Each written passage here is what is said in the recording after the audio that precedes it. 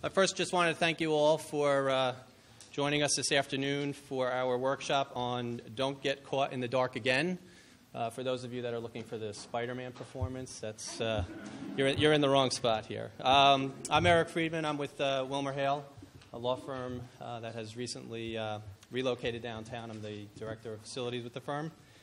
I just wanted to first just thank all of you for attending, and certainly thank the panelists for the time that they've put into this. We think it's a great informative session on disaster recovery, business continuity. We've certainly seen a lot of these types of events recently, and we continue to learn from them, and we hope that there's some valuable takeaways. Just a few, I guess, more business notes on CoreNet and upcoming information. The May workshop is set for May 1st. It's on corporate real estate benchmarking. It's going to be held at the Steelcase showroom. The workshop will serve as a high-level overview on the processes of benchmarking and data collection, emerging trends, and the value and effects of benchmarking in the future. So we hope you can join that, and we will be obviously sending out e-blasts and notifications shortly. This year's Eastern Regional Symposium should be especially interesting for those of you that are here today. The theme of the workshop, symposium is resilience. It will be held on June 17th and June 18th at the Wharton in Philadelphia. It's a great value, 2 full days of programming. End user fee is $195. And the New York City chapter will offer scholarships for those that attend. We encourage you to book quickly. The inn at Penn tends to fill up quickly, and the best time to obviously register for both the hotel and the symposium is now. So please go ahead and do that if you're interested. Today we have Michelle Johnson here from the Office of Energy Management. Thank you, Michelle. Please feel free to stop by at the end, grab a bag. Michelle has some great information on the city's responses to these types of events and other real helpful information. So please stop by, see Michelle. Michelle, thank you again. Just wanted to introduce today's moderator. Alan DeShillo is a colleague of mine.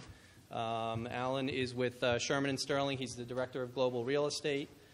He's also a member of their firm's BCP SWAT team. I tend to reach out to Alan a lot for advice on all types of facilities and operations matters that we do in the legal industry. Alan's firm also hosts the CoreNet Legal Roundtables, which have been very valuable for the members that participate in that. So thank you, Alan, for that. A little background on Alan. Alan was a real estate attorney at Morgan Stanley, where, among other deals, he was responsible for the largest lease at World Trade Center, 1 million square feet. Worked on real estate and insurance issues following the 1993 bombing and the 9/11 attacks. He's an adjunct professor at NYU's Masters in Real Estate program, co-author of the treatise Negotiating and Drafting Office Leases, elected to the American College of Real Estate in 2003, and also a former chair of the American Bar Association's Leasing Committee. He is a former New York City chapter president of NACOR and a member of the Global Board, instrumental in the merger between NACOR and IDRC. And Alan also is a frequent speaker on commercial real estate issues, particularly insurance, casualty, business continuity, and leasing issues. And Alan, we thank you for hosting or moderating today, and look forward to the panel. Good. Thank you very much. Thank you all for attending, because this is an extremely important topic as we see in our world of real estate. And I appreciate CoreNet for giving us the opportunity of having this as a forum. At our firm at Sherman & Sterling, we have a saying that this is always number 11 on everybody's list of 10 items.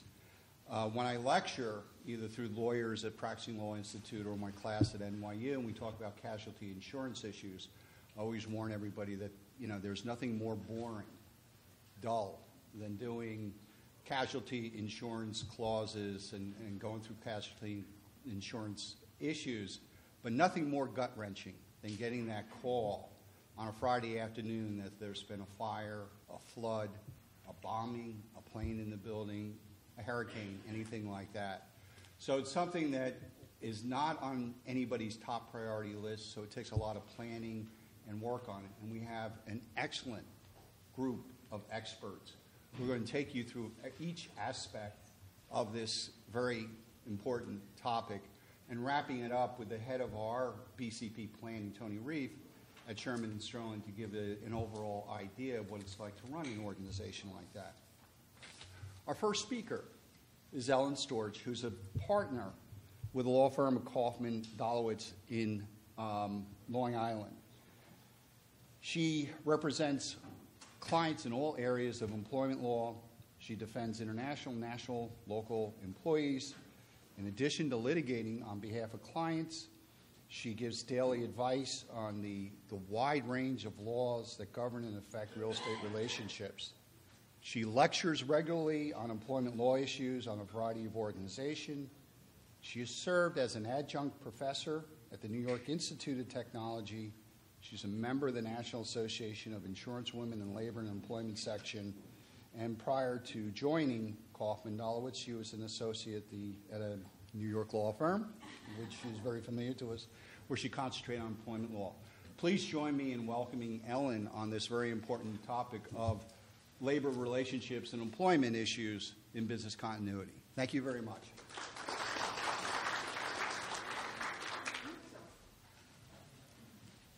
Hi. One thing Alan didn't mention is that the national law firm that I started at in the city was Sherman and Sterling. So, let's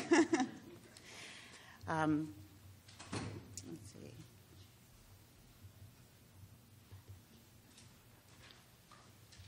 Okay, I may need an IT specialist to help me with this disaster recovery. How do I get to my PowerPoint? There's a printout of my PowerPoint in the blue folder that hopefully you received.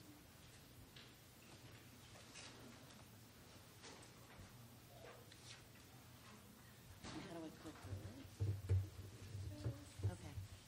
Sorry.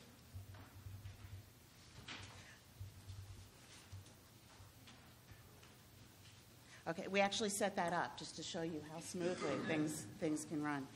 I'm going to speak very briefly during the 10 minutes that I have and just cover an overview of some of the important HR employment law issues to be mindful of when dealing with any kind of disaster that will affect your workforce.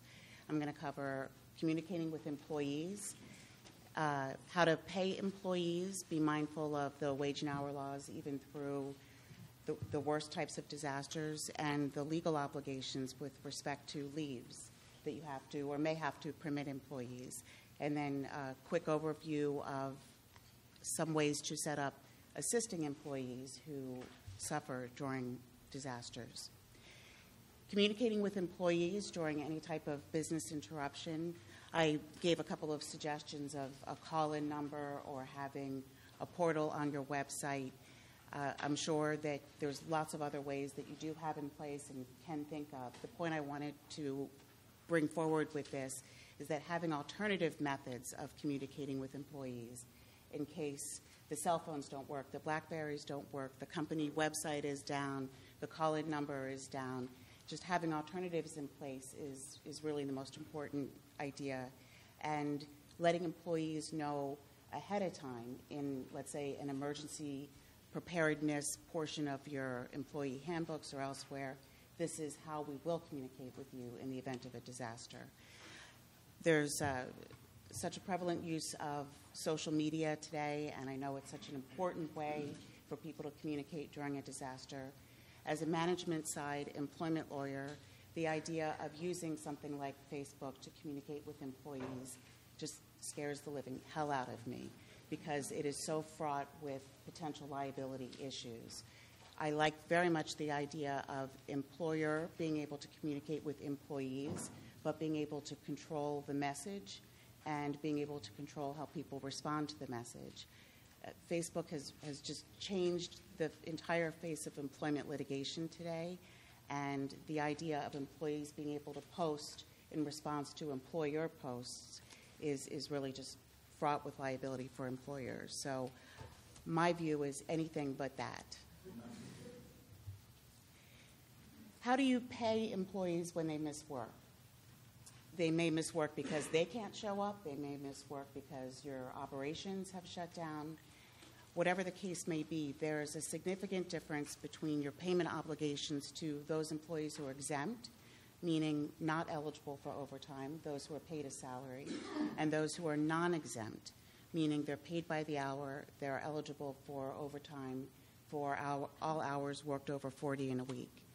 With respect to non-exempt workers, you have to pay them for every hour worked. You don't have to pay them for any hour not worked, whatever the reason may be. So if you come up with arrangements where your business is shut down and they can work remotely during a disaster, make sure that you have in place some mechanism for them to track the hours, the time that they've worked, and that you're paying them for all time worked.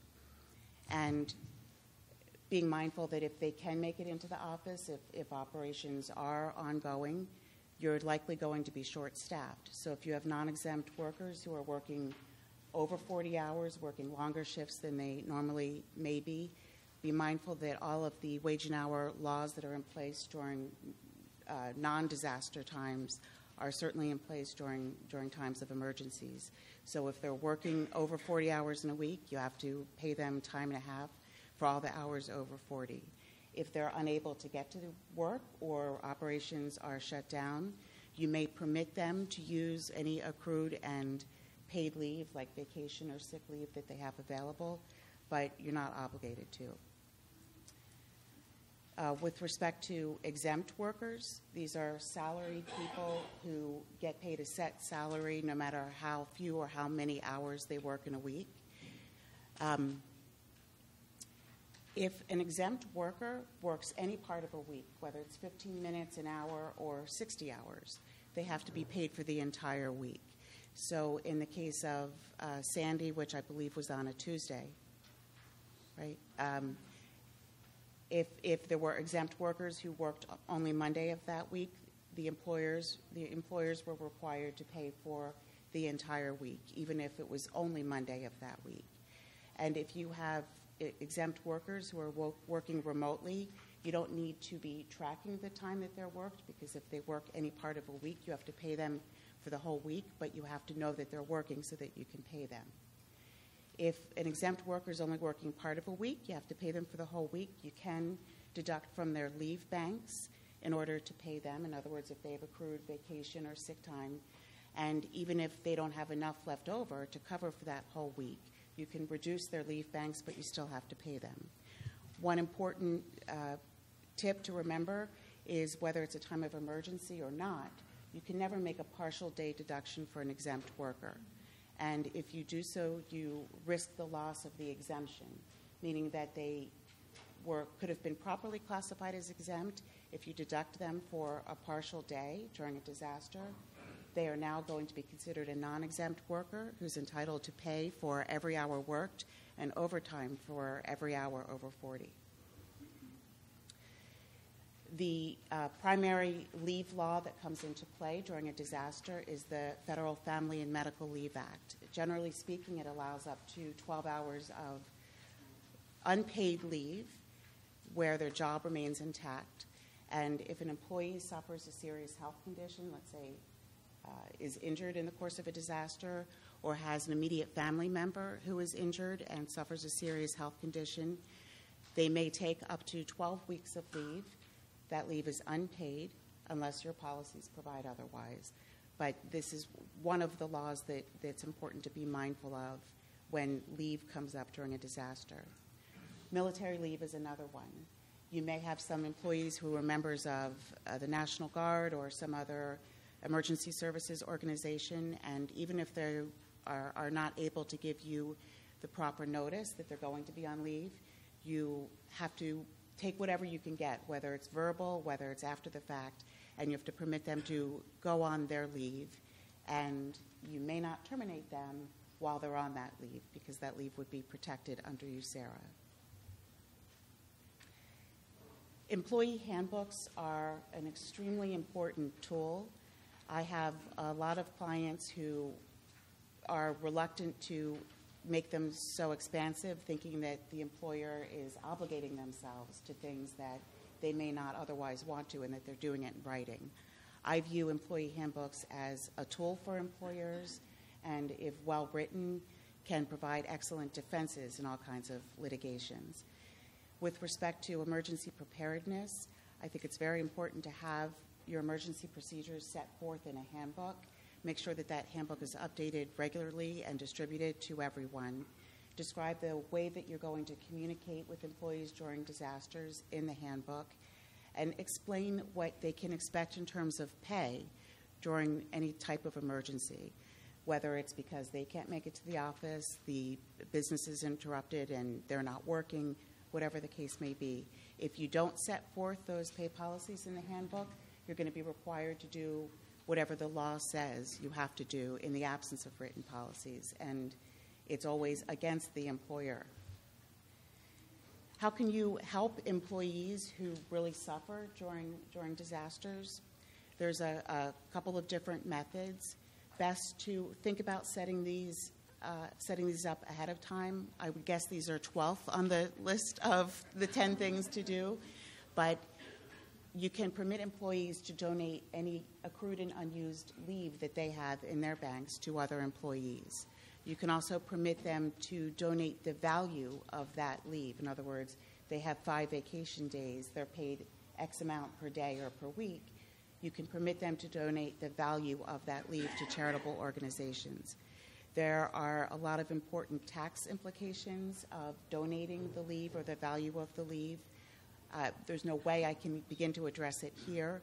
My tip is indicate in the handbook ahead of time or through some notification to employees that there are going to be tax implications so that they are not surprised. You can also offer assistance to employees through charitable donations. If whatever the disaster is declared a qualified disaster, as the IRS did with respect to Sandy, then employers can make payments, charitable donations to employees who are affected by the storm, and the employee can exclude those donations from their income as long as those payments are for certain types of true disaster relief and are not compensation for work performed. And if you set up the right kind of program, you can permit employees to make donations to either the employer's own charitable foundation or foundations that the employer sets up relations with, and then your employees can have the benefit of taking a charitable deduction on their tax forms.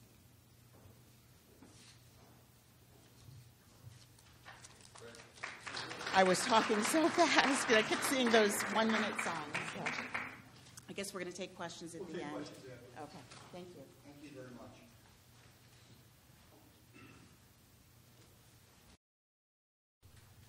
After the issues of who works and how do we compensate them and take care of them during the course of emergency, the next probably vital issue is where do we work?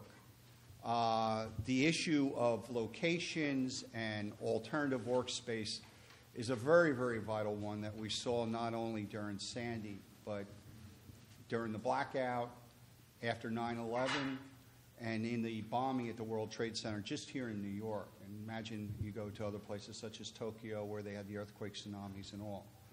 Peter Gorey will be addressing this. He's a commercial real estate professional, over 25 years of experience in construction and management experience. He's currently a senior vice president in property management of Sherwood Equities. He's also been a property manager for a major global bank. He's led as director of facilities construction for Emigrant Bank in his prior experience.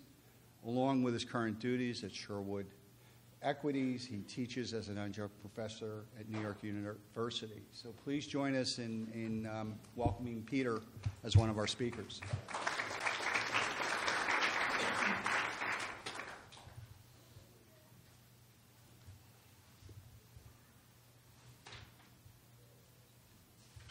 I'm looking for my slide. There we go.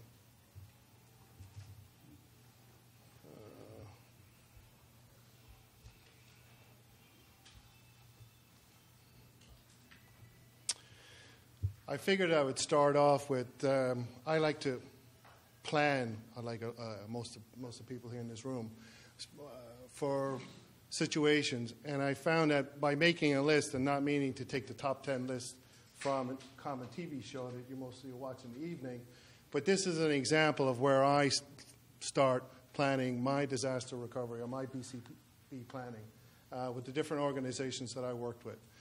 And a lot of this falls into what Audrey will be speaking about in a few minutes, but it's a partnership with the insurance company or insurance adjuster, whoever your organization has on board. And I'd start off, these are vendors that I would get on board, pre-approved. I would have their insurance requirements. I'd have whatever indemnity clauses or agreements the company wants signed, or even my current company, they call it 3-year globals. So I will find a disaster cleanup company. I'll get them on board. I'll have a 3-year global agreement signed up with them, make sure their insurance is on board. As we all know, they're the first responders with Sandy. They're the guys that will come in. They will take the first 6 inches off the sheetrock, pull up all the carpet, start the dehydration procedures, drying out the different spaces, the tenant spaces. The lobby, starting to take the marble off the wall because all the contaminated water went up behind the marble. Generally, your cleanup guys. Following that, Sandy has taught us plumbing services. High-powered gasoline, believe it or not, pumps. Pumps that are as big as a Mini, that you will, with fire engine hoses, start pumping out your basements. Because that's what got nailed downtown, a lot of the flood areas during Sandy. And in that follows the next grouping, electrical services. One of my previous companies, Kip Stowski, had 33 Whitehall. 33 Whitehall had 6 feet of water in the lobby, which meant the entire basement was just flooded out. Like every other building down there, the elevators got damaged, but mainly the switchgear. What Kip Stowski had from, and this is where we learned it from, they had an electrical contractor already signed up. And the property manager and the senior facilities guys were standing there day one with an open PO in his hand. And they started ordering the switchgear. They were probably one of the first 5 orders that were placed for switchgear replacement equipment for downtown. As the days progressed and other buildings started placing orders, the lead time went from 6 weeks to 6 months because buildings waited 2 days, some 3. Kip Stowski was able to get new switchgear on site in 3.5 weeks. The full installation in 6. Full service restored to the building in 8. There's still buildings downtown that are still waiting for switchgear to come from the factories because they waited 3 days, a week, for the corporate and also the owners of these buildings to kick in and put the rubber stamp on it and say, yes, get this order in. Get it done right away.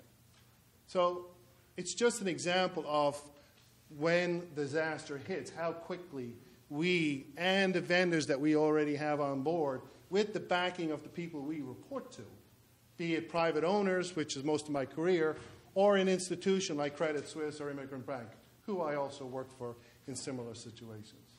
Getting to talk to the person that says, yes, Peter, go ahead with that $2 million job. Go ahead with that $500,000 replacement. Get it done as quickly as you can.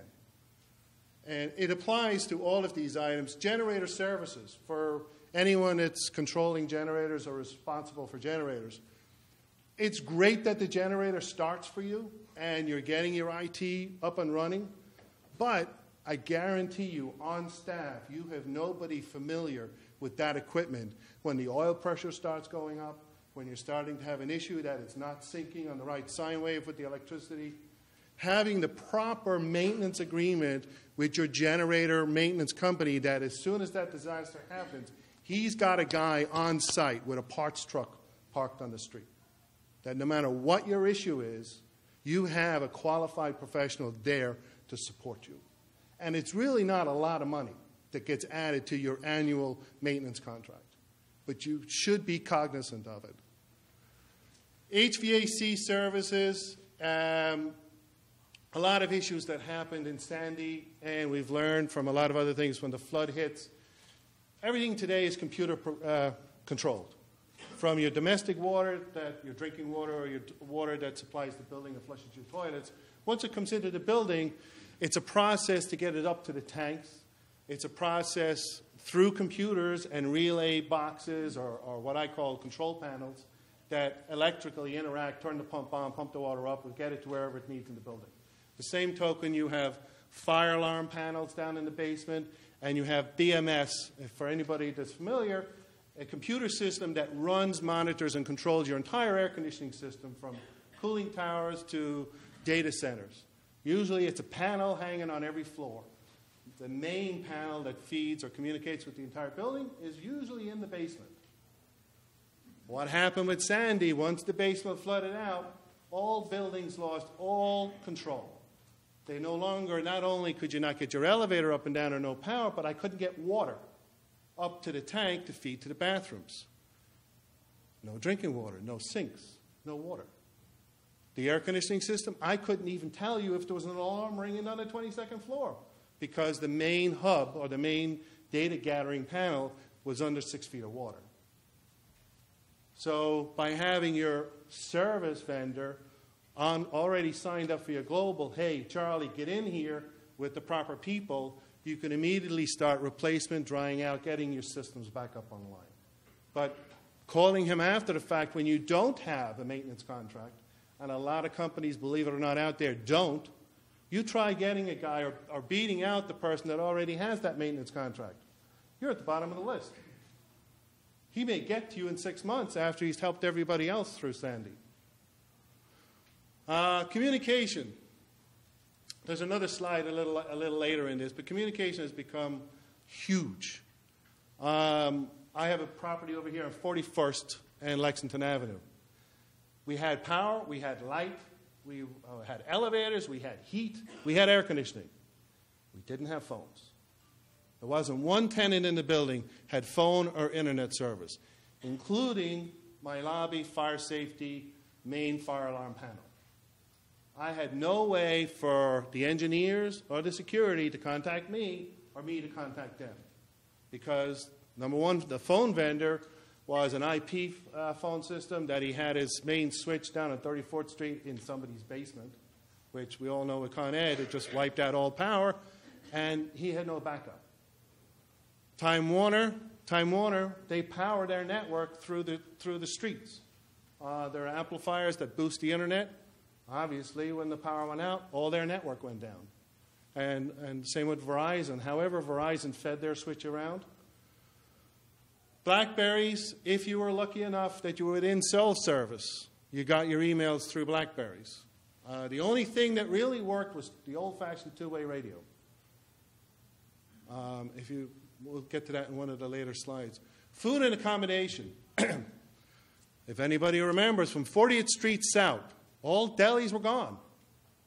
All bars were gone, all restaurants. There was no place after 24 hours because refrigeration failed. So how can you trust the food you're going to eat?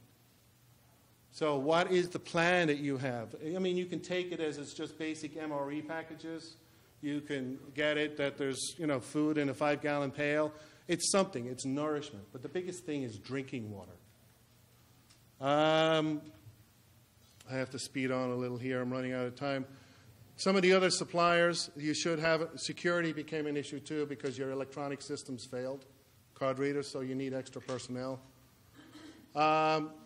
Really quick, one thing that did work, the old-fashioned POTS lines, the old-fashioned dial tone, highly recommended, wherever your main hub or your main office is, put an old-fashioned phone line there. It'll always work. I was talking to a vendor, a couple of different people have some new ideas to expand on the two-way radio and the newswire. Two-way radio, having a two-way radio at your command center through a citywide desk. Please call my facility manager at XYZ. I have no phone service. Have them call me back. Or I need the plumber, I need the electrician, I need the elevator mechanic. Here's the account number. Get them over here because I have no phone. But the third item was very neat. HD radio.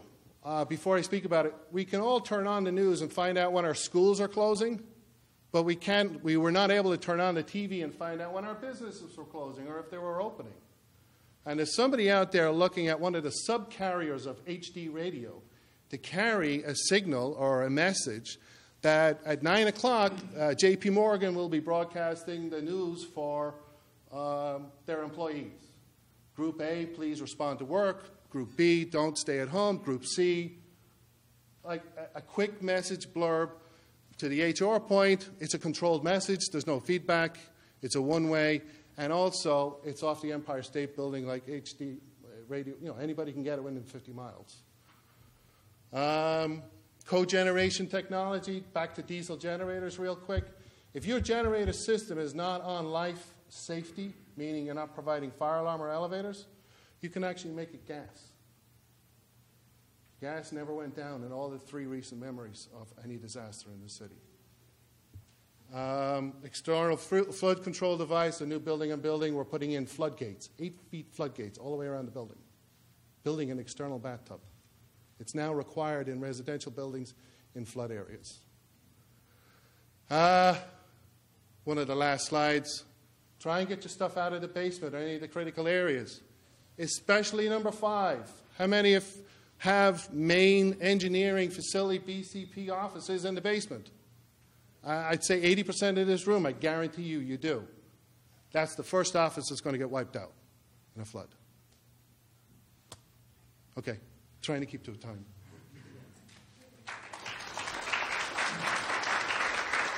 We'll have questions, opportunities to ask Peter and other panelists questions during the session right afterwards. So there's an awful lot on your area we could talk about. Peter made a lot of reference to communications failures, and an anecdote we had was 9/11. Those of us who were in the Trade Center were not able to communicate because of if you had cell phones, they didn't work. The only things that really worked were pay phones on the street, or if you had a new invention called the BlackBerry. BlackBerries worked. A few people had it. Fast forward to 2012. And those of us who were on a SWAT team for Hurricane Sandy were equipped with BlackBerries, which supposedly were going to work, found that we couldn't communicate even with our own SWAT team members, and many of us had to go to other towns to try to find hotspots for it. So the notion of how do you communicate with your own people, let alone your organizations and emergency services, is extremely critical in this notion of business continuity planning. Peter touched on it in his remarks.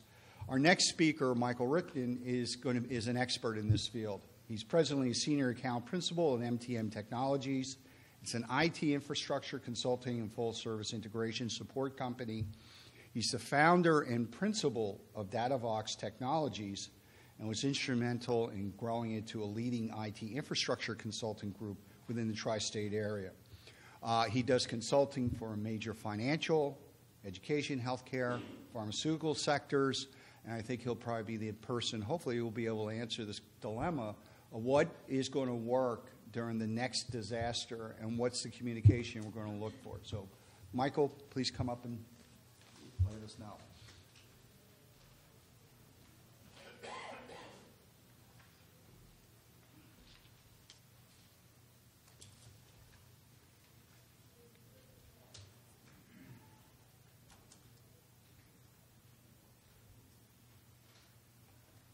Whoops.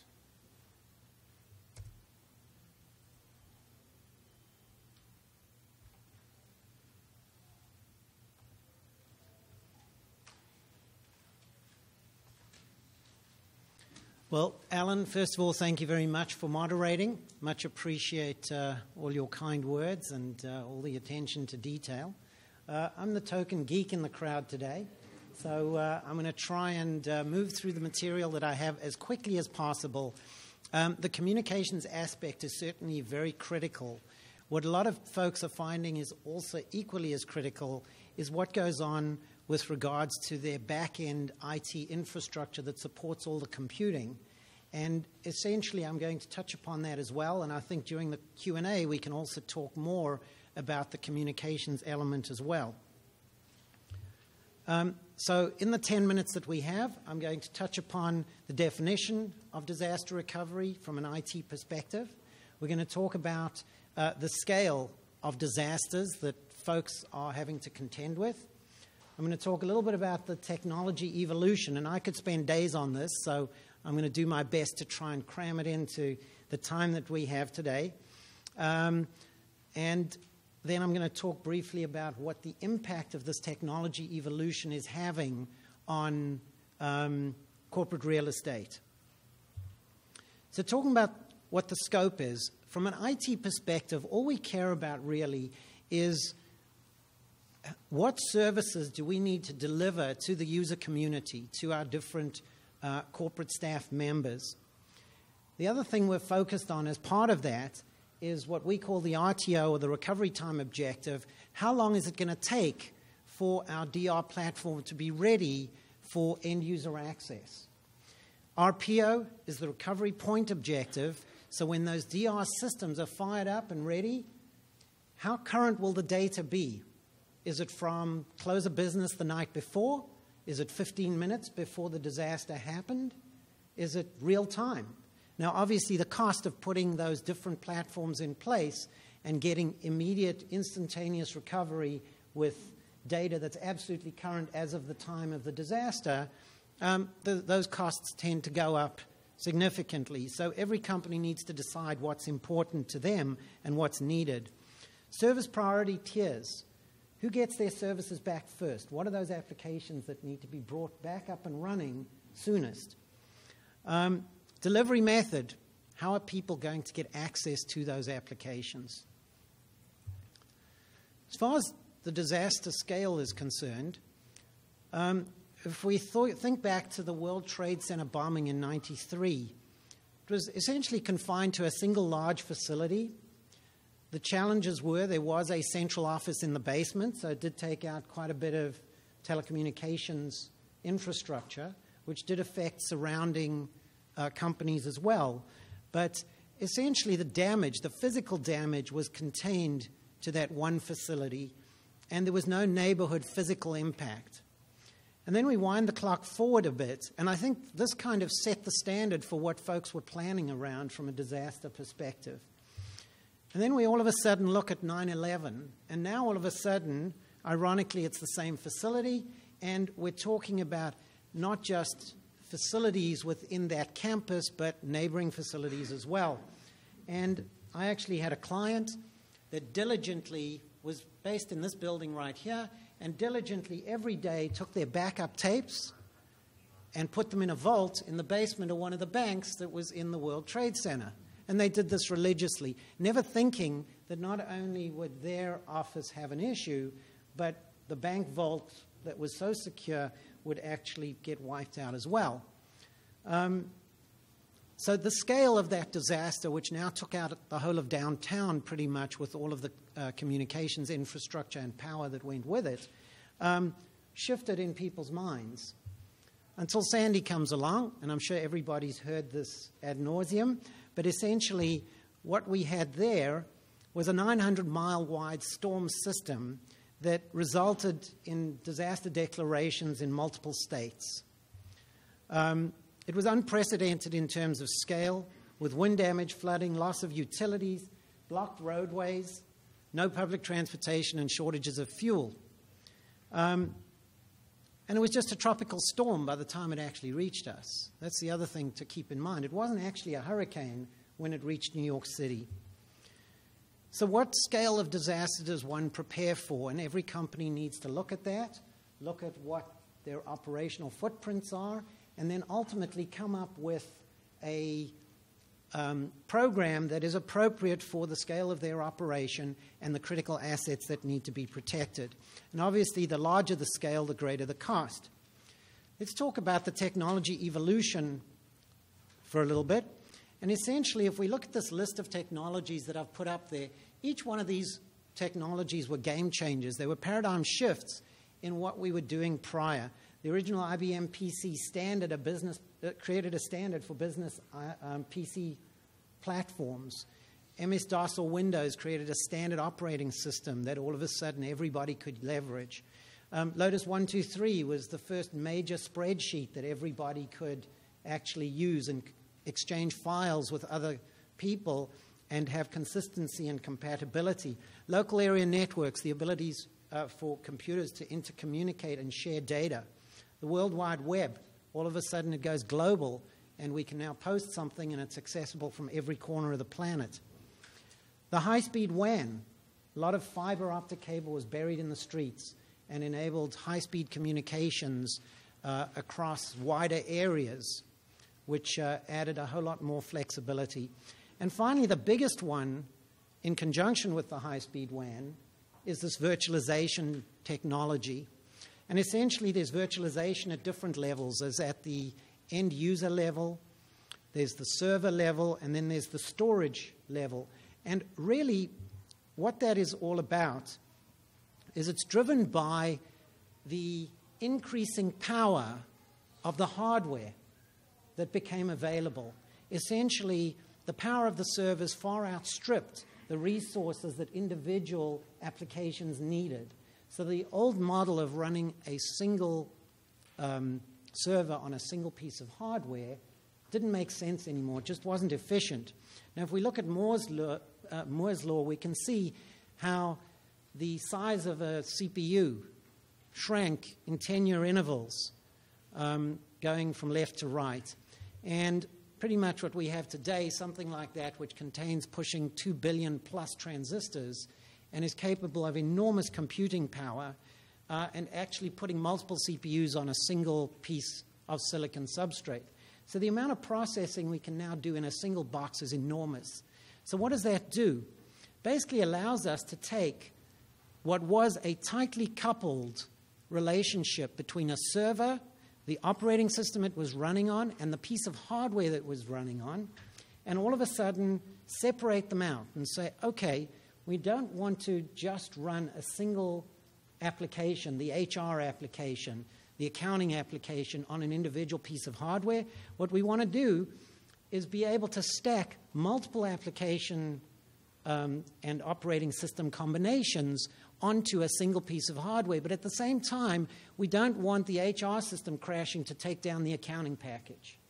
So we need to create this environment where these systems can run side by side on the same physical piece of hardware, and yet neither of the two know that the other exists. There's no contention for resources. They're all being satisfied. So what does virtualization do? It creates that partitioning. Essentially, you can split up that one physical box into multiple virtual boxes. It encapsulates it. Essentially, a server now just becomes a big file that's sitting on this piece of hardware, and it's running. And to create or recreate that server is as simple as just copying that file, copying what's called a server image. It isolates it, meaning they can run independently of each other on the same piece of hardware without interfering with each other's operation. And the great thing about this is it's hardware independent. Because you've got this layer, this virtualization layer, which they call a hypervisor, sitting on top of the hardware, you can move this server, which is just this file, from one physical box to another, and as long as it's running the same hypervisor software, it doesn't matter that you moved it across from one machine type to another. It's all compatible. So essentially, you're decoupling where the information lives from how it is accessed. What this underlying technology does for us is it creates a platform for what we call cloud computing. And that word cloud has been used an awful lot, and different folks have a different understanding as to what the cloud means. But essentially, if you take a data center that's fixed in size, and we've got resources there, compute resources and storage resources that we can put to our use, essentially what happens is we are limited in terms of how flexible and how elastic that environment is, because we need to now start adding cabinets, power, cooling, etc. On the other hand, if we go to a cloud provider, and there's some names up there, Amazon.com is one of them, Salesforce is another, Terramark, etc. These are companies that can provide you with servers on demand such that you can fire them up, tear them down as and when you need to, and you just pay while you're using them. A meter runs, sees what resources you're using, and basically this provides you with an almost infinite capacity and elastic efficiency. So essentially it allows your data center to scale without you having to make any investment in all of the stuff that we all love so much, those servers with those cabinets and all the cabling and the power and the cooling, etc. So what is the impact on corporate real estate of all this? Essentially, business operations ultimately depends on the information technology infrastructure, which in turn sits on the physical infrastructure. And that's what the real estate folks have to ultimately provide for if you're going to have your own data center facilities. And those are all the bits and pieces that go into all of this. And I'm not going to get into that in detail. I'm sure you're all familiar with it. But essentially, it's a bit of a headache, and it's always a long lead item. So to get around all of that, these technologies that we talked about, the virtualization and ultimately the cloud services that these providers can give you, that you can subscribe to, have different impacts. So let's talk through them. The traditional server platforms, they're client-owned. You need to have data center space. And it could be in a client-owned facility, or it could be in a colo facility where you're renting a single cabinet, for example, but you still have to enter into a lease for all of that. There's a term, etc. It's very inefficient, it's inflexible, and it's hard to scale. Private clouds basically are where clients are building their own systems, but essentially they're using cloud-based technology. So all that virtualization stuff that we talked about earlier is essentially the underpinnings of that architecture. And as I say, the client owns the equipment. You still need the data center space. Again, it could be your own facility or a colo. And it provides all the efficiencies and benefits of cloud technology, but the client is fully responsible for the care and feeding. Hosted private cloud, that's where you go to a cloud provider and you say to them, I need 10 servers. And they'll fire them up. They'll give you the amount of CPU power you need, the amount of memory, the amount of storage space that you need. And you can then operate on all of that. You don't have to worry about any real estate at all. You don't have to buy any equipment. And it can be a hybrid support model from that perspective. The cloud provider is responsible for certain aspects of support, and the client is responsible for other aspects. And finally, we've got the public cloud. And that's the Amazon.com, which is out there. If you need 300 servers tomorrow in order to run a weather model or some sort of DNA modeling exercise, you can send your data up there. You can fire up 300 servers. You can crank your calculation, take your finished model back, shut down all those servers, and you pay the bill for using 400 servers for X many CPU minutes. And you're done, without having to swing any hammers or sign any leases. So that type of elasticity is tremendously appealing. A lot of people are looking at that because it's very cost effective. Right now, the biggest concern with that is security. And ultimately, there's no real estate involved in that model at all. So the costs on that model are extremely compelling, and that's what everybody is waiting with bated breath to see when that is going to actually reach that level of robustness where that security concern can be satisfied. Thank you.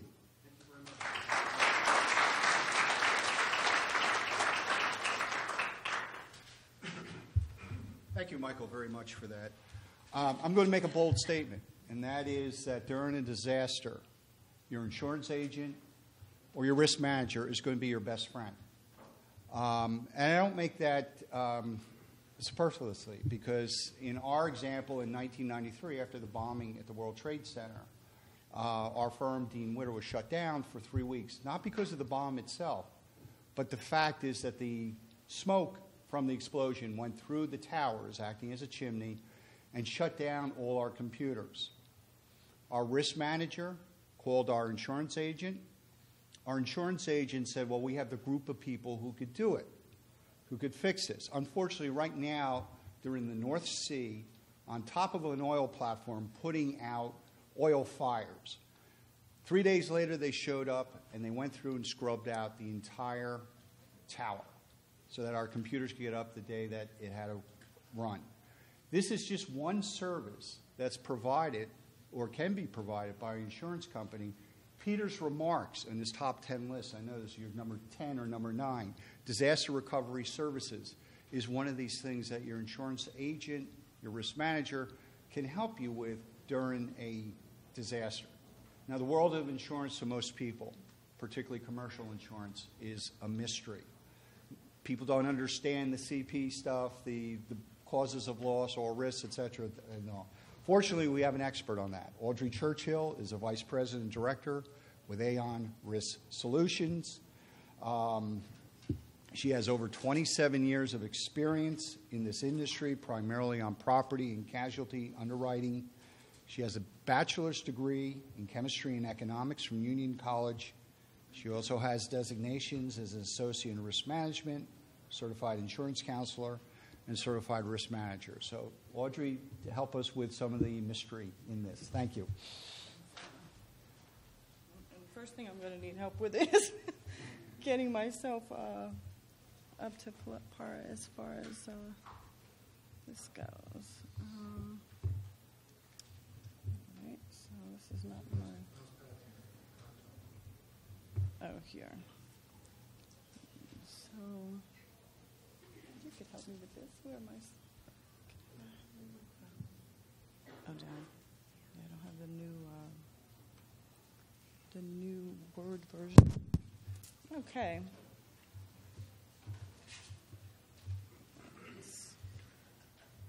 So, let's see if I can just.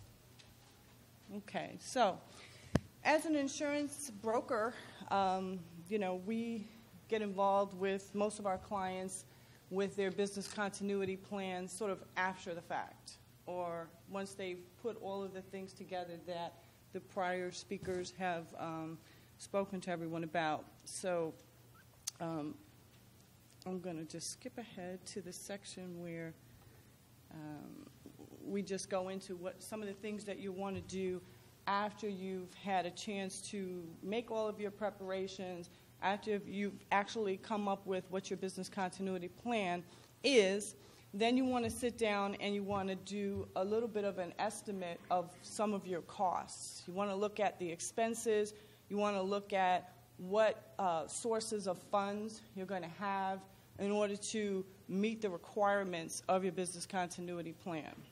So you're going to look at the things that are going to be insurable. You're going to look at the things that are not going to be insurable, and you're going to find a way to arrange for the funding for being able to access those monies when they're needed. As Peter mentioned, if you're going to be calling someone to come to your facility to provide a service, and they don't have an open purchase order, or they don't have the ability to immediately begin work because someone has to sign off on the funding, and the monies have to go through several levels of approval before actually someone can be hired, and you are now 3 days into your disaster recovery, you're going to be at the back of the list in terms of being able to get services up and running. Also, after you've now set aside the funding for the uninsurable things or the things that you're going to have to immediately pay for, you're going to also want to sit down with your insurance broker to review your policy coverages, your limits, your deductibles, the costs that you may have to come up with up front, and make adjustments where you can. There are things that your disaster recovery plan might say, say, for instance, your recovery time objective is you'll be back up and running in a week. Well, what is your deductible for getting back up and running, and how do those two things align with one another? So, and this is usually sort of an afterthought for most people when they're working with their broker, is not to have touched on those kinds of questions. You also want to identify within your policies, when you go through that review with your broker, any coverages you have in the policy that will actually help to pay for the costs that occur after the loss. And one of those things, as Peter mentioned, is, for instance, at Aon, we have a group of us, or a division that we call Aon Rapid Response. those folks can come in. You can actually hire them. There's a retainer that you pay annually to retain them, and they get people on the ground and up and running and to your loss and help with the loss mitigation, as well as they have a team of people who can help with doing claims preparation.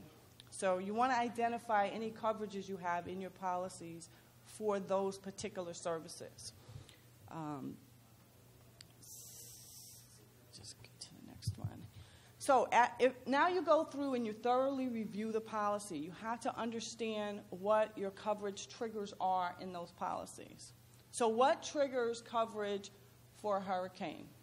When does the actual coverage begin? In a property-type policy, most property policies out there, almost all of the coverages in that policy are triggered by some sort of physical damage happening at a location that affects your operation. So you have, if the case where you're a real estate owner and you're a building owner, it's a little bit simple because you have a location that's fixed and you have physical damage, it happens there. But for the people who are tenants in those buildings, you're not the owner of the building. You don't have physical damage perhaps to your operation because you're on a higher floor or whatever. So you kind of have to understand whether or not coverage for something that happens at the premises is actually triggered under your policy. So that's something that I think everyone that we work with, everyone can do a better job at sort of understanding those things. And also the definitions of what those coverages are and what is the definition of, say, Tier 1, if you have wind, hurricane coming and you have wind damage that's going to happen. Well, for some policies have named storm provisions where they specifically say for any storm that's named, and if you're located in Tier 1, your coverage is dramatically reduced. You have sublimits in the policy. You have different deductibles that apply. You have a litany of different things that get into the details within your policy. And as they say, the devil is always in the details. So if you don't know the details, then you're going to be dealing with the devil pretty soon. So property is really straightforward because you have a physical loss that happens. You have something that directly results from something physical. And now you're going to get into liability-type claims, which I can touch on what Ellen said earlier about your employment practices liability, your general liability, different things that can happen with people driving, workers and the benefits they might be getting on the work comp side of it. But really keying in on the fact that the insurance policies that are out there can help you in addressing some of these things. For instance, if you buy an EPLI policy, which is an employment practices liability policy, most of the carriers will provide services on the risk management side to work with your firm and perhaps a law firm to go over your employee handbook. Make sure that you've got all of the elements in there that are needed so that you don't end up having to accept what the government says, the law says you're going to be stuck with if you don't have those things in place.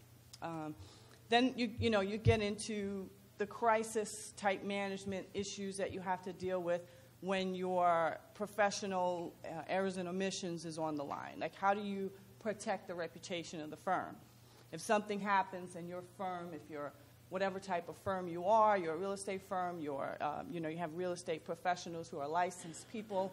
You have, I deal with mostly law firms in our professional services division, you have law firms who, how quickly you can respond to a crisis will, help to retain your customers and help to keep you from, losing your income sources.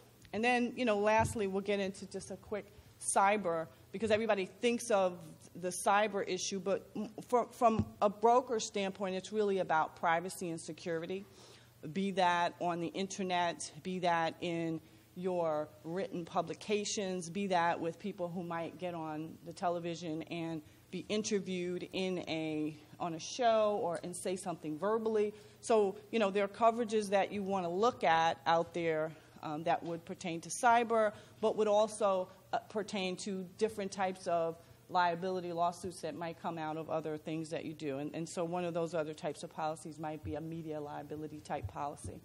or something like that. So the important thing with all of those policies and all of the things that you go over with your broker is to really understand the coverages, the triggers, the definitions, but then also the deductibles and the retentions that you're going to have to deal with. So if you have a deductible, say, on flood, and it's a percentage deductible, you have to understand how that percentage deductible is going to apply. Is it going to, most people will think, well, I'm going to pay a percentage of my loss. Well, not usually. Usually you're going to pay a percentage of what was at risk. So if you have a $10 million building and you have a 5% deductible, your deductible is going to be 5% of the $10 million, not of the actual loss. You might have a partial loss, and so you're thinking, oh, I'm just going to pay 5%. That's a small amount, but actually that's not probably how your policy reads. So you really have to read those policies. And, I make a joke when I see my clients and I deliver their policies, and I say, if you're having trouble sleeping, pull this book of policies out, start reading it, and you'll fall right off to sleep. And that's my standard joke, but the truth is they really need to read the policies and go through all of the details within those policies. So then, at the last, I guess, part of the business continuity plan that we might get involved in as brokers is, just making sure that you've designated a team of people who are going to be in charge, who are going to have the authority and the ability to immediately start doing what it is that your business continuity plan says you need to do. They have the ability to write the checks, start using the funds, and they don't have to call up 3 levels of approval to start accessing those funds. And maybe that's a line of credit that you have. Maybe that's actual funds set aside in an account. But you have to be able to access that account too. So if you're going to use electronic means and everything is shut down, it's going to get a little bit difficult. So you have to think about those things and have the right people who are decisive too. Who really feel comfortable in making the decisions and moving forward. So then you also have to make sure that those people have the resources they need. So, they have a laptop, they have a dedicated internet source, they have the ability to use electricity when needed. So some of your key people who might be on a SWAT team, actually have generators at their homes if that's where they're going to be, if that's going to be where they're commanding things from, or wherever you might set up a separate command center where they report to. It's really amazing to me for a lot of our clients where they're setting up, say, a hot site, or they're duplicating their computer systems at another site, and they place that hot site close to someone's house, maybe out on Long Island. And their officers are in the city, and so if we have a hurricane, not only is the hot site going to be wiped out, but their Manhattan office is going to be wiped out. But the reason they set the site up there is because it was convenient for that person to get there, because they really didn't think about, well, what are the different perils that we might have happen if there's a hurricane? Is that really the best place to locate the hot site? So taking that all into consideration, but also making sure that the people who are going to be working on that actually have all of the dedicated resources that they need. And then this one is really important, and Peter again and many of the other speakers spoke about, but is also contracting with the vendors ahead of time and putting that as an embedded cost into your business continuity plan. Pay the retainer up front. Just put that into your total cost of risk, whatever your objective is, and really make sure that that's understood. So also making sure you have emergency equipment and supplies, you've purchased them, you have them all in place so that when the loss occurs, they'll be ready to go. So prior to a loss, and I was actually at a symposium the Thursday before Sandy hit, and the keynote speaker at that symposium was Bruni from the Office of Emergency Management, and he was preparing us all for the storm that was coming.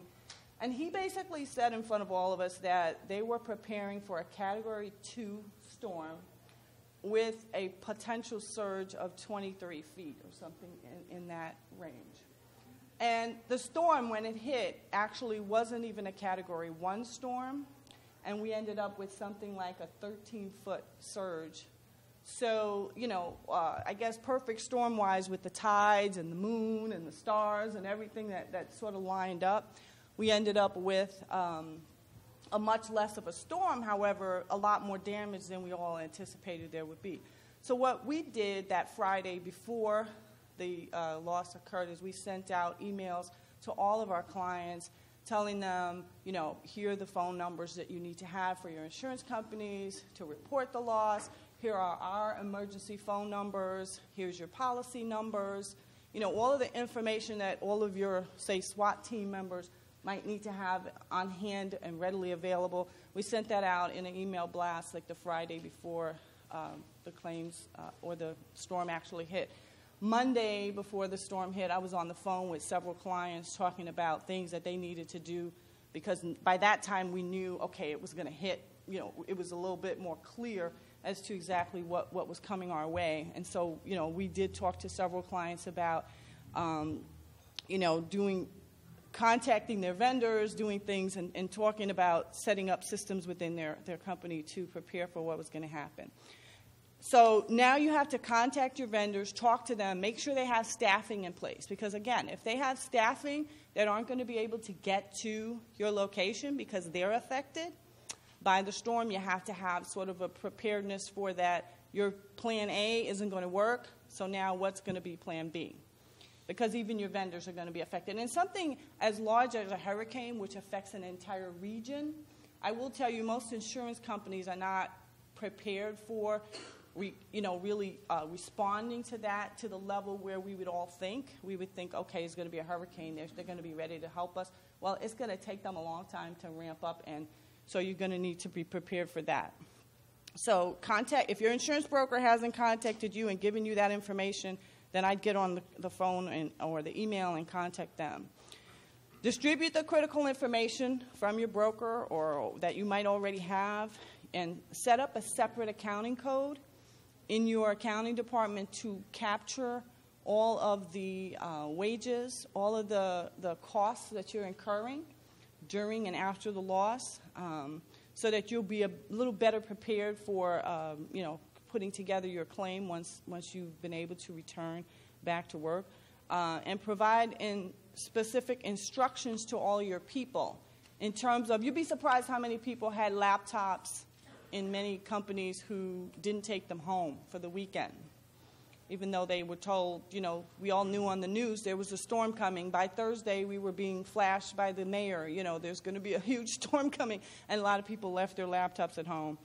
And then the ability for people to be able to work without relying on internet connection or any communication connection for a period of 3 to 5 days, we think is critical. Like just being able to do work, like if you're working on specific accounts and you're anticipating a hurricane coming, being able to continue doing your work even if it's offline is sort of important for a firm. Not to rely on only being able to get into the company system to do your work is something that we're seeing is critical for people. So, and make sure that the employees know, as Ellen said, what type of time is going to be compensated, how are they going to record the time that they actually are working, and how many hours are they going to, not be able to record because it's not work-related. For instance, if your kid couldn't get to school and you had to do something to take your kid somewhere, that might be something you might allow them to take, and be compensated for, or that might not be hours that they can log into whatever time system you're keeping. Okay, and then, now you have a loss that's happening, the hurricane is happening, and you know that there's damage, and you know that you're going to be out of business or you're not going to be open for this period of time. I would immediately contact the insurance company and make a claim, and immediately just get it logged into the system. However means you have to use, be that calling them, using the internet, however you can get that claim in, because for a natural disaster, you're going to have to sort of get into the queue or just get yourself in line to even get a call back from someone who's going to, and if you have someone from a company like Aon has Rapid Response, if you have someone who's ready to respond, then, they're going to handle pretty much making sure that claim they're in touch with the insurance company adjusters and getting them on board right away. So then when you're on the phone with someone, you get a claim number, you get the name of the person you spoke to, You know, provide reliable contact information to the person you speak to, someone who they're going to be able to reach and who's going to have intimate knowledge of what's going on a real-time basis. And then the real icing on the cake is being able to maintain contact with your key customers and people who are going to be critical to your, you know, staying with your business when you're going through this recovery period. You know, you don't want to lose business from clients. And actually, it's a feather in your cap if you can, despite the fact that you're going through this type of a disaster, you're maintaining contact with your clients and you're maintaining contact with all of your customers. That's going to be something that's going to help you in the long run, because then they're going to feel that you're better prepared to handle anything that they might need you to handle.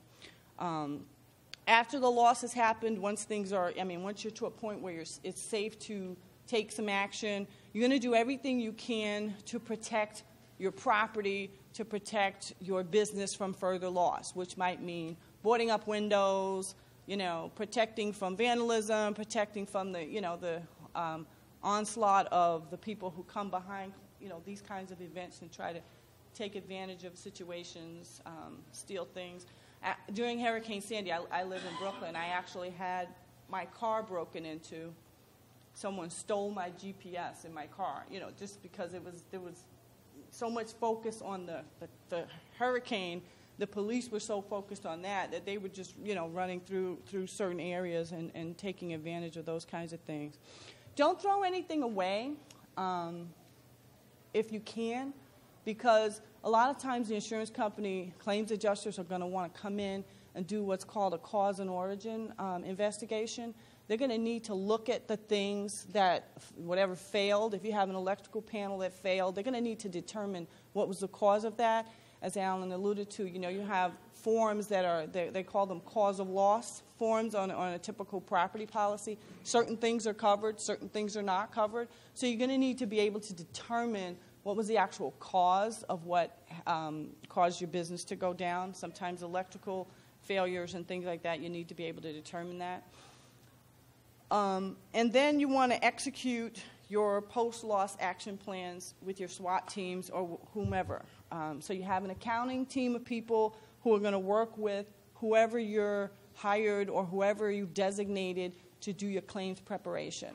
So they're going to take the accounting information that you now allocated to that one accounting code that you've called my loss account, and you've got all that accumulated data. Now you're going to have a team of people who are going to go through it and are going to prepare what's going to be presented to the insurance company.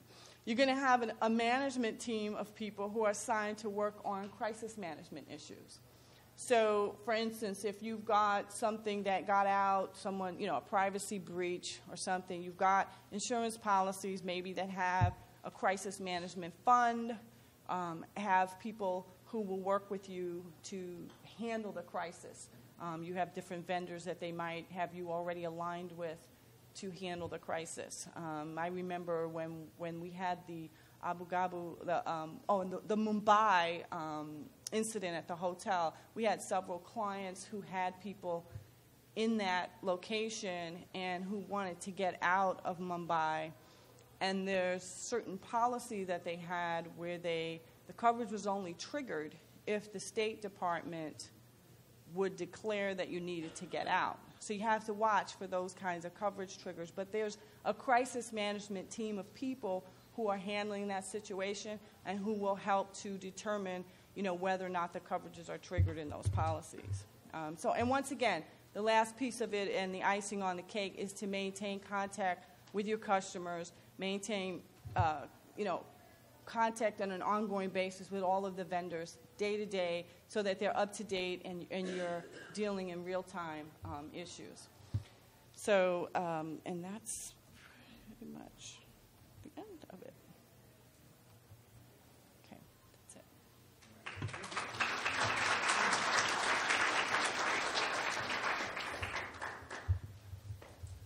Following the 9/11 disaster, there's an interesting statistic, actually, a terrifying statistic, that based on a survey that was done by CoreNet and published in the Wall Street Journal, only 38% of corporations surveyed had a business continuity plan in place.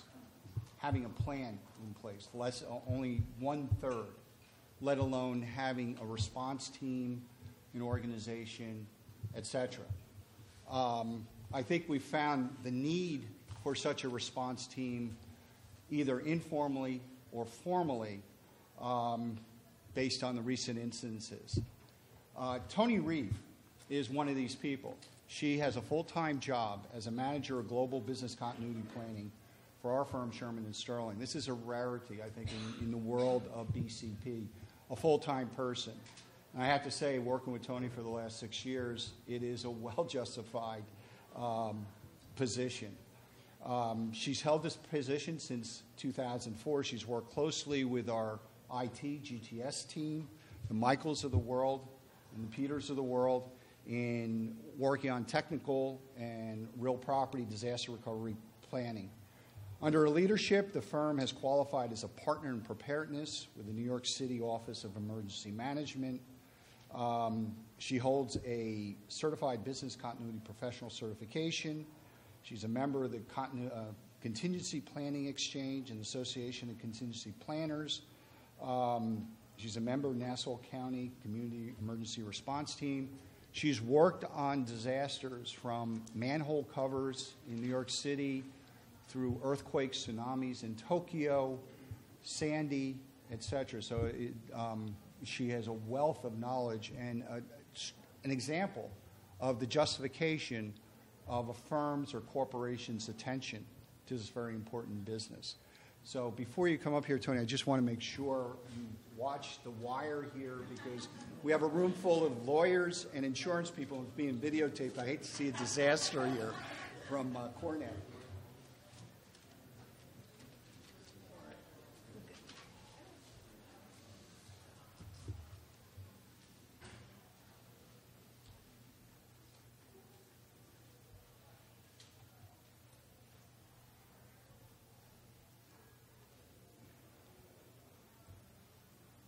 Okay. Thank you, Alan, for that very nice introduction. Thank you, CoreNet, for the opportunity to be here today. And thank you to all the previous speakers. Gives me comfort to see that we're right on track. We're right where we should be at Sherman & Sterling.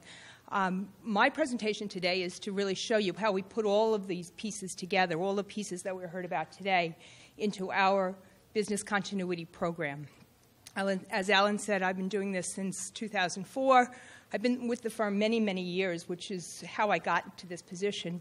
They came to me back in 2004 and said they wanted me to manage the business continuity program. Well, I was in the IT department, I was doing litigation support, and I really didn't even know what business continuity was. So I went home and I Googled it and thought it was interesting. And I came back and my first question was, why don't we just go hire somebody who knows how to do this? There's a professional out there, there's a consultant, bring them in. And the answer was a good answer. The answer was that my institutional knowledge really put me ahead of the game and would make it easier than someone coming in to learn the business, the players. As Ellen mentioned before, I know where the bodies are buried. That's important in business continuity planning. And it's a tough business. As Alan mentioned, it's number 11 on everyone's list of 10 things to do. I don't generate any income, so it's a tough business. So let me quickly go through some of my slides. This is a slide I just love. It's things that go bump in the night. And it's a variety of things that we have seen at our firm from 2009 through the present. And it's just really a sampling. It's not inclusive. And as you can see, this is things that had a direct hit to our firm. We had things like everyone had H1N1. So back in 2009, we looked at the pandemic. We're in 20 global locations. And so pandemic to us means pandemic. It could hit almost all of our locations simultaneously. That's a big deal for us. We had things like the Con Ed cable guy cutting through a cable in front of Allen's building and taking down the electricity. And we had a flood in that same building. The day after Labor Day, it was 95 degrees out, and they had no air conditioning because they had 6 feet of water in the basement. So it's not always the catastrophic. It could be the mundane. But these are things that we pay attention to. These are the things that we look at. Back in 2010, we had the December 26th blizzard. That was the day after Christmas. That's the busiest week of the year for law firms to take in their revenue. That's the billing and collections week. We had a blizzard. People couldn't get to work. Financial people don't always have the remote capabilities that others do. And so that even added to the fact that we couldn't just say, well, stay home and collect our bills. We had tornado watches. We had some things that indirectly affected us. Things like the Discovery Channel situation. If you recall, there was a hostage situation down in Maryland. Well, we have an office in Washington, D.C., and it's close, but not too close. However, our immediate tenant above us in the 850 building, of which Alan is a resident, is Discovery Channel. So that building went into a very high security mode where we had extra guards in the lobby. We didn't know if there would be a secondary or a tertiary event following the hostage situation. If you remember, that was a situation, I believe, where someone didn't like the programming. And so we watched that very closely.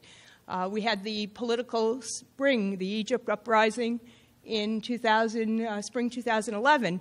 That really didn't impact us directly, but we have an Abu Dhabi office, and we started looking at, if we needed to evacuate that office, what would we do?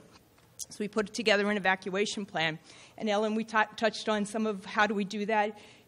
Could we do it unless the State Department declared that we needed to get those folks out? While we were doing that, Japan happened, and we have a Tokyo office. Tokyo was a very different situation. Crisis management was done on site there, as it should be, but there was a lot of work in the background done here in New York because we had big HR issues. In Japan, as is different than Abu Dhabi, where we have all expats, we had expats married to locals, we had locals married to locals with extended families, we had third country nationals. We had a big immigration mess over there. How could we move these people? Where would we put them? I had Alan looking for office space. Where could we send them physically? We had our IT group looking to see where we could support these folks. All of these things keep me up at night. This is my full-time day job. I think of it day and night. And then, of course, we had Sandy, catastrophic, unprecedented in New York City. I'll come back to this a little bit later in the presentation to give you some real good examples on how we managed through each of these events. But first, let me show you what our business continuity program looks like. This has evolved over the years. It's not something that I could instantly put in place. It takes a lot of buy-in. There's a lot of dotted lines around. And so back in 2005, we had technical DR started. Now, we've always done backup tapes. As long as we've had computers, we used to have a system with a vendor down in Philadelphia, and we could take tapes there, and 5 people could come, and they'd restore the financial tapes. 2005, we built data centers. Emergency response, we've always had fire drills, but in 2006, we started to bring them under the program and started to work together. And this was really important to start bringing these pieces out of their silos and into one program.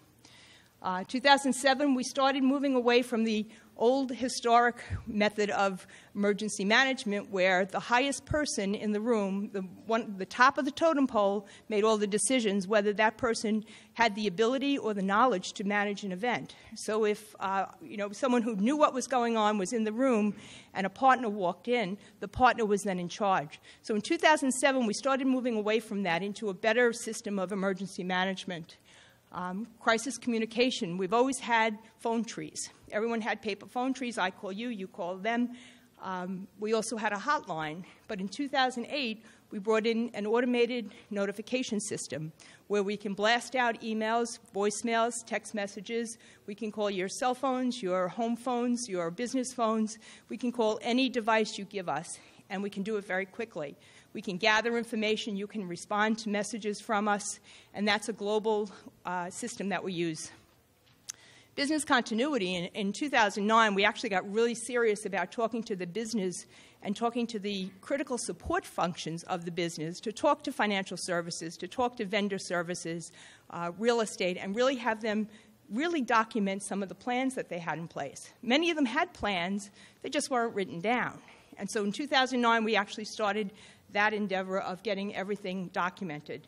And this is all ongoing. It's never ending. So to me, it's job security. This constantly changes as technology changes, and as we talk, I think Michael talked about, virtual data centers. We're moving away from, we're using a hybrid situation now. We're using some virtual, we're using some, real estate.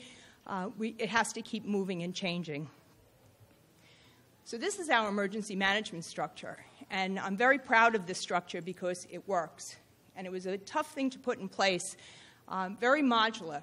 If you look at the green line on the top there, it covers many of the areas that we talked about today. It talks about human resources, finance, information technology. It also includes things that are important to our business. And this goes back to why I accepted the job and why I was asked to do this job, because of my knowledge of the organization. And this is going to be different for every organization, but this is how it works in our firm. What really makes it work is the team on the right side of the page, the SWAT team. Now, luckily, the name of the firm gives us that great acronym of SWAT, Sherman Watch and Action Team. And what that means is the team, sometimes we watch, sometimes we act. And so, for instance, in the Egypt situation, we watched. We were watching to see if something needed to be done, if we needed a response. In Sandy, we acted. And so each situation is a little bit different. And that team, it's got 18 people on it. And people have argued with me that it's too big. Well, in Sandy, we found that it wasn't too big. It was just the right size because, as Alan mentioned before, there were people who weren't connected. I had Alan down in South Jersey running from town to town looking for a signal. I had our HR director in Greenwich, Connecticut doing the same thing. So we had people covering for each other. There was some cross-training that was done, and 18 people really seemed to be the magic number of people to be able to collect information, do an assessment, and make a recommendation on what do we do, how do we handle this. You can see our other members of the team cover administration, business continuity. Let me see, I can put my glasses on. Communications. That's a critical area. During Sandy, for instance, I had 2 communications folks drafting communications. What were we going to say? How are we going to say it? How are we going to get it out there? I really became the facilitator. That's how I view my job. I'm not the expert, but I have the experts on my SWAT team. So my HR person is directly responsible for any HR issues, whether it be, are we going to pay people? Are we going to assist people? Do we need, in an active shooter situation, do we need to bring in grief counselors? That would be done by the HR person. But whenever an event happens or an impending event is out there, this team hits the ground. And I've got ears, eyes, and feet on the ground. They're out there collecting information. They're feeding me information. We then feed it into the firm and say, this is what we know. This is what we recommend. And the firm has taken great comfort in this, that somebody is not standing there thinking, now what? Now what are we going to do? What do you think? I don't know. Now we've got some really good information that we've collected. Each one of these folks also has a network of their own. And so it goes beyond the firm. It goes into the human resource director, who has her own network of human resource folks collecting other information about what other firms are doing. And that seems to be the first question when a law firm is managing or making any decision. The first question is, what are the other firms doing? This gives us the information and the ability to reach out into the law firm community and figure out what's happening. In the case of Sandy, again, this team was activated on Thursday. If you remember, the storm hit over the weekend. We were watching and watching. It hit Monday night. By that time, by Friday close of business before the storm, we had all of our contingency plans in place. We knew how the phones were going to be answered. We had information technology people around the world standing by to support, to flip over the data center. We have 2 data centers, one in the U.S. and one in the U.K. We had people practice technology support. That is our litigation folks. And they actually have the role of canvassing the business to find out what's going on. What are the active matters? Do we have any time-sensitive litigations or closings? You know, what's happening in the legal community? That's our business. By Friday, we had all of that information. We were able to relocate people. We were able to stop people from traveling into New York City if they were coming to as a visitor. We moved client meetings, vendor administration. Very, very helpful on this team. Vendor administration, we outsource internally some of our very critical services, mailroom, reprographics, message center, support center. All of those folks have extended networks. And so all of the vendors then went out and figured out how they were going to continue to support us. This is a real community effort, the SWAT team, and what we've found is that it works because people care. The practice technology person, he actually called me and said, if there's ever an opening on the team, I'd like to join. So people are interested, and they have the expertise, and they're given they have enough knowledge to be able to give us good information, not, what we're hearing on the news is great, but what's the real information? How is the building being affected? Facilities is talking to building management. Security is talking to the New York City Police Department. So all of this seems to work really well. And it's their responsibility to escalate as needed. So again, the HR person would go to an HR director and say, okay, this is what we have. They will pull out the pieces of HR that we need at that time, and they coordinate it. So again, leaving me as the facilitator. In Sandy, going back to Sandy, which was just full of great lessons learned, the finance person on the SWAT team, when we were activated, realized that the following week, I think it was Wednesday or Thursday of the following week, we had two things going on. We had a payday and we had a partnership distribution. Both very, very important. People need to be paid and partners need their distributions. They have financial obligations to meet. And so without any intervention from me, that person escalated through finance, got the pre-approval for payroll and for the partnership distribution, and everything went as planned the following week. We did not miss any deadlines. We did not miss any financial obligations. So all of this just seems to work. Alan is a great supporter of the team. He's a great member of the team. We get information, we get the coordination, and the firm has been able to go through some of those, some of those events. Let me go back to some of those. Again, in the Japan tragedy, the HR team actually brought in outside counsel to talk about the HR issues because they were so enormous for us to handle. We had tornado watches, we had London Summer Olympics. That was another thing that was an impending event. We didn't know what was going to happen. SWAT was activated. We actually worked with London to put a plan in place, and we all just stood by and watched the entire summer. So that was some examples of what we've done. Last winter we had a very active we did not have an active snow season. This year we did. So every year is a little bit different. And so with that,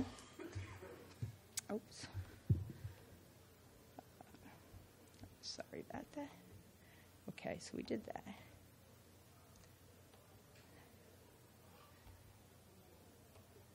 Okay, so two pieces of advice. Just because the river is quiet does not mean the crocodiles have left. And so you can never let your guard down on this. You really need to keep yourself, ready and keep your organization ready. And my last piece is a little quote from Dr. Seuss, who says, "So that's why I tell you to keep your eyes wide. Keep them wide open, at least on one side." So thank you.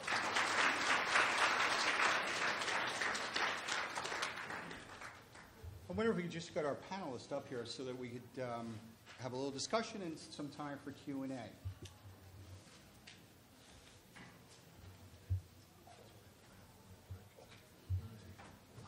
know. All right.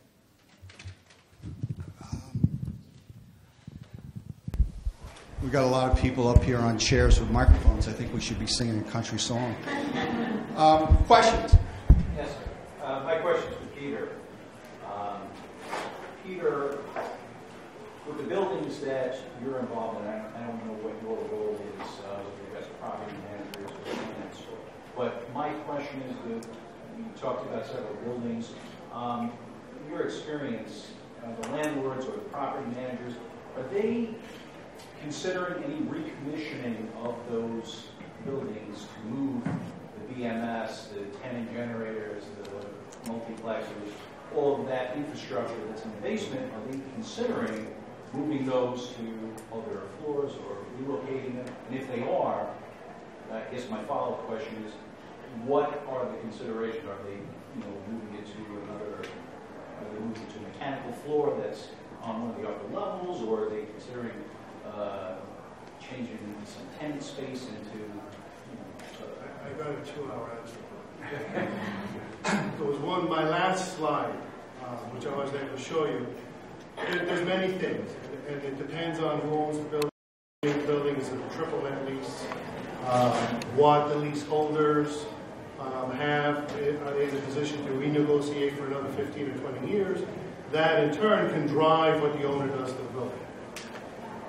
Answer one. Answer two is some buildings are now starting to convert those data gathering panels to waterproof panels, switching from BX to greenfield to seal type to solid conduit.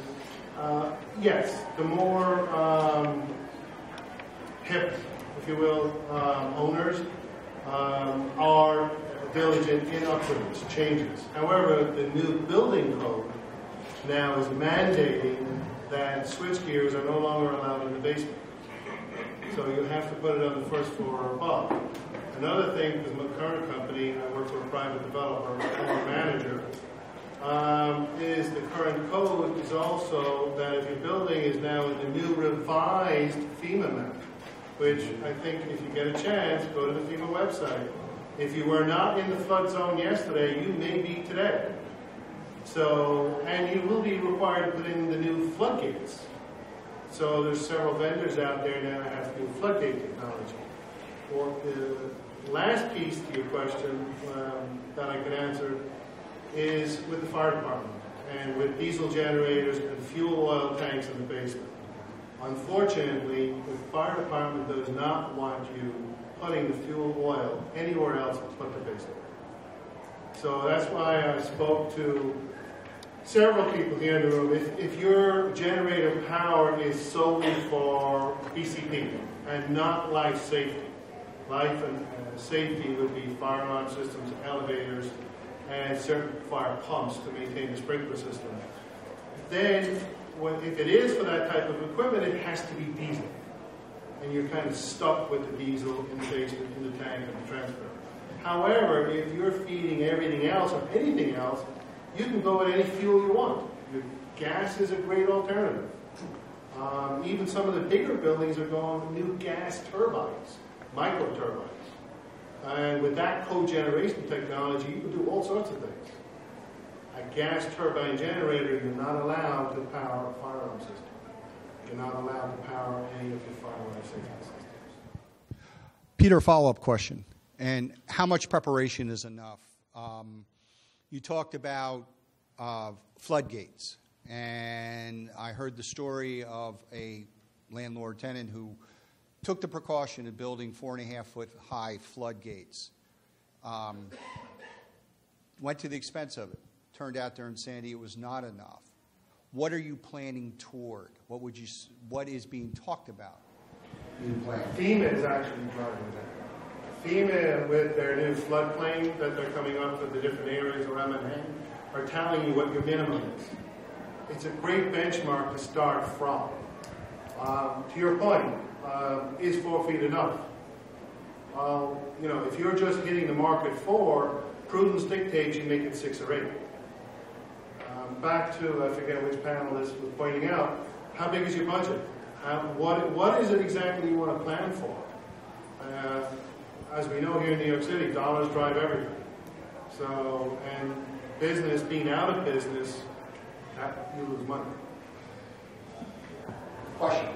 Well, mine is more like a follow-up than a question because the ownership that I work for has several buildings downtown, 3 of which were quite adversely affected. And I don't know, Alan, if you're specifically talking about the floodgates that we had, 180 Maiden Lane or another building, but our floodgates went up, and for sure we had 10 feet of water coming over a 5-foot floodgate. And our entire basement area was completely inundated with water, as was the lobby.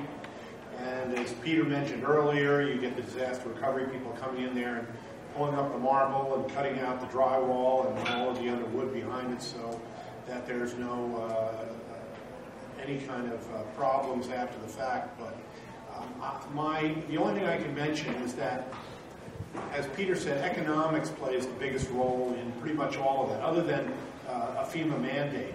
And we're in the process of refinancing 2 of those 3 buildings downtown.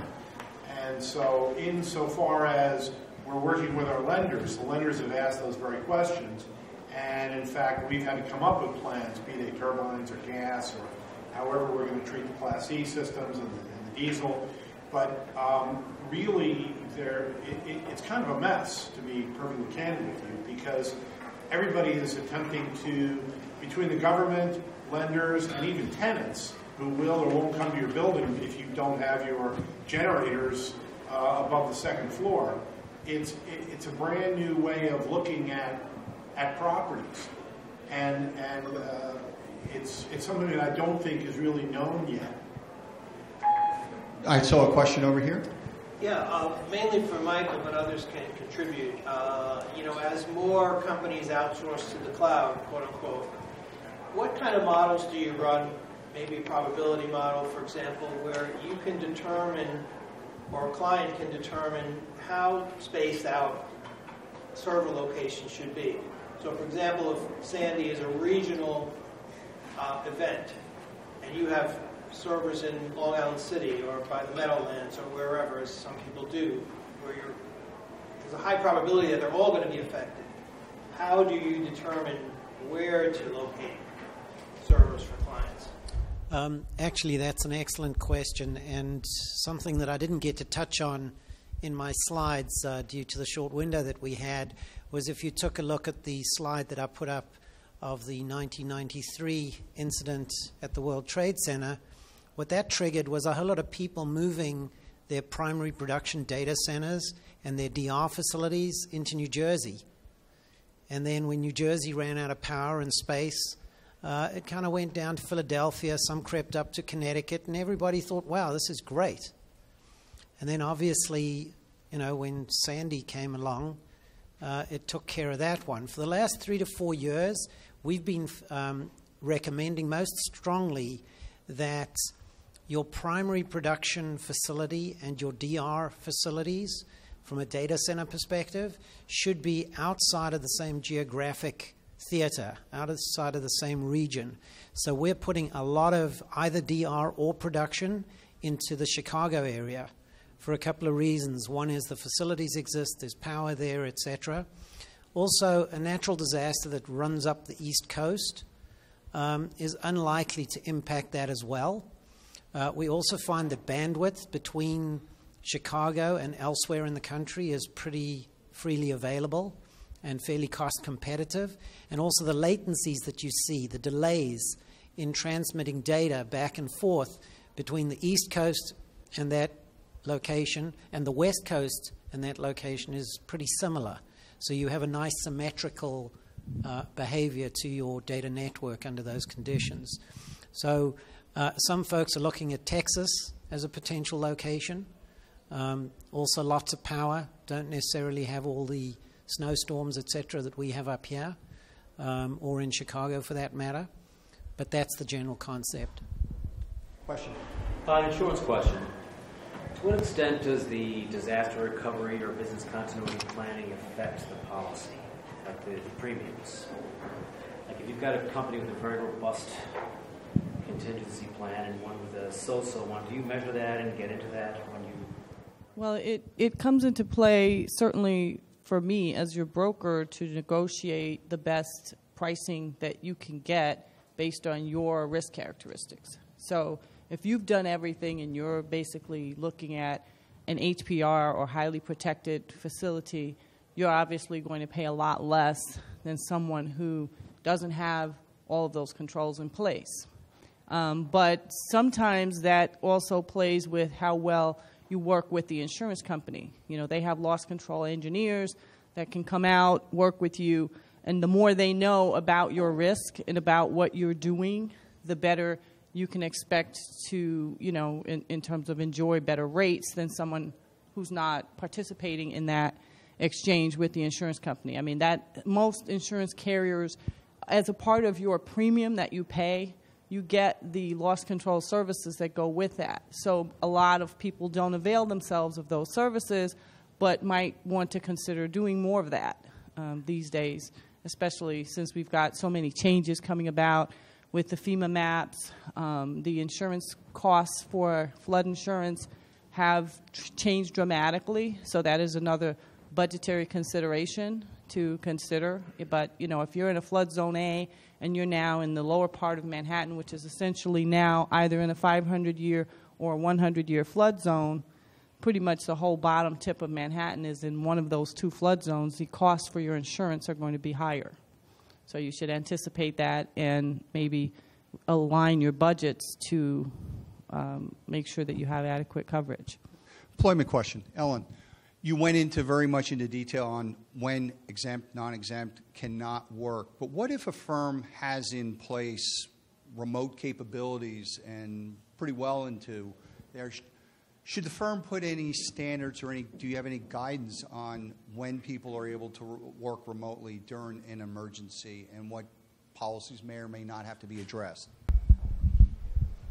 I think it's very much dependent on the type of business.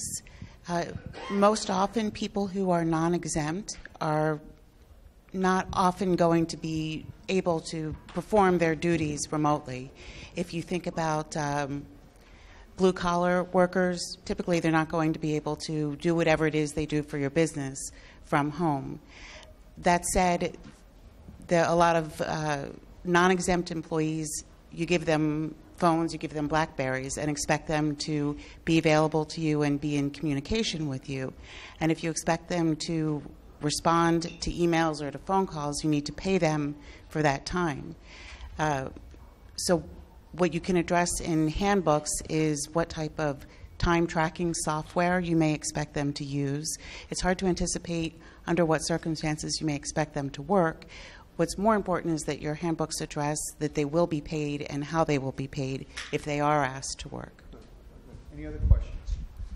Last question, and it's really for Tony. It's, why should firms have a dedicated person like your position?